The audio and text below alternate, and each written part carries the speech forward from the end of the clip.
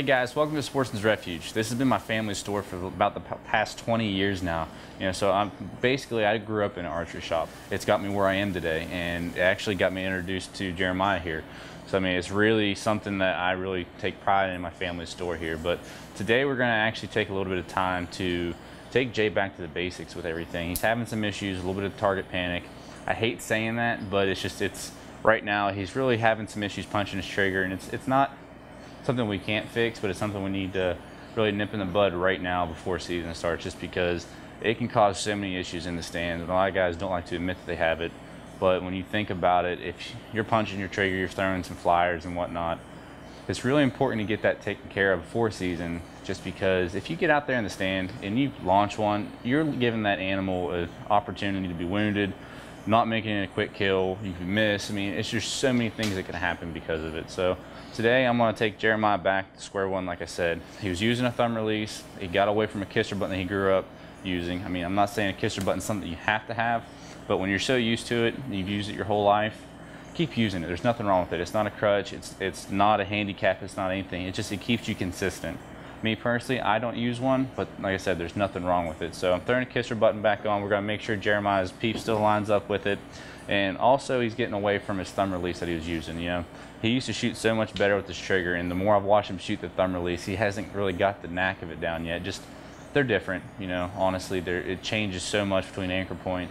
It changes between just what your hand's doing, just movement, and the pressure that's going to be needed on it. So putting him back into actually a true ball execute is one he chooses to go with. He's absolutely loving it so far. Hasn't even got to shoot it yet. So I'm pretty excited to see his face after he gets to fire it, because they're pretty impressive. But hopefully we can get him taken care of pretty quick, because we're only about 3 weeks out from season. I actually leave in about 5 days for New Mexico with my dad on his elk hunt. So we're running out of time, but we're going to do what we can to get him right. It started raining. We threw everything in the truck. A blast actually went off 2 feet to my right side. And it broke right at the halfway point. Hey, this has VIP warranty. They just told me to send in the parts. They looked at them, evaluated them. They cleaned them up really well and fixed the eye cups.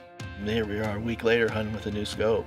To Vortex, it is a very important promise. You buy a Vortex optic and it might be the last one you'll ever have to buy. Just checking his anchor point, basically throwing a kisser button back on, changing releases from going from a handheld back to a wrist strap can change your peep sight height. So the biggest thing is, what I'm worried about is, will I have to move his peep sight? I'm hoping I don't, so it's less stress on the string having to cut it loose and retie it back in, but I would say just from experience that we're going to have to right now. So we're going to have him line his kisser button up, get back into his anchor point, get comfortable with it, and really see if this does need moved right now.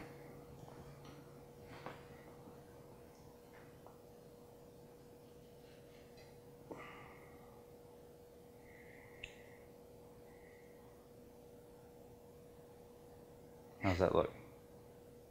Perfect. Perfect? Well, there you go. That's one less thing we have to do today. And luckily for him, that actually won't change how his pins are gapped. So a lot of people don't realize when you move your peep sight, it reacts to your housing so much.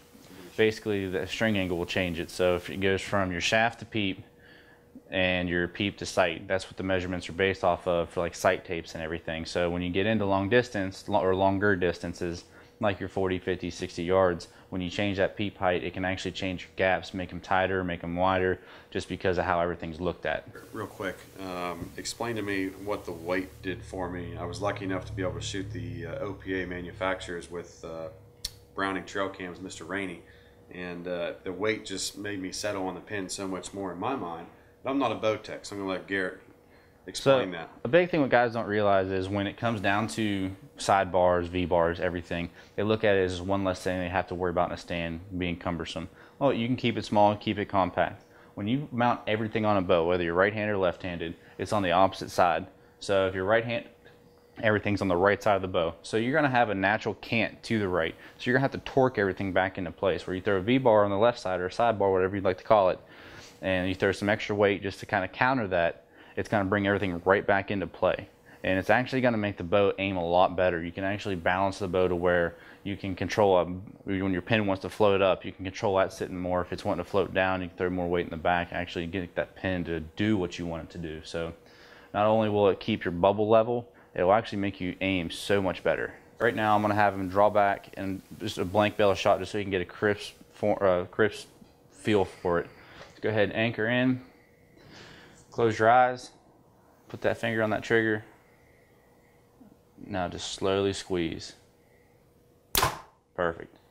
So basically what that does is it shows basically it gives you your true shot. It gives you a little bit of an explosion. So that is going to like revert your muscle memory back to where it needs to be, to where instead of just jumping on it, trying to keep that pin worried about buried in the middle of whatever you're aiming at, whether it be a black dot, whether it be something orange, whether it be just an actual paper target. So it kind of settles and eases your mind to let you get that feel back to where it should be. One more. I liked it so much I gotta try it again.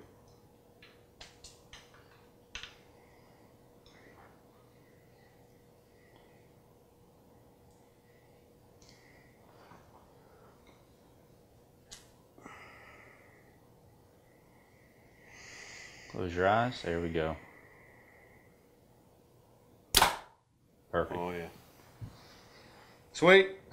Ready to go. Now we're working. So basically do that. If you're having issues with target panic, do that 10, 20 times up close. Make sure you're up close, might I add, and just get that feel back. And then after you do that a few times, walk back to 20 yards. Start small, so you don't have to worry about trying to wad them in a 2-inch group at 50, 60 yards. It's not something you have to really concern yourself with. Start from the basics.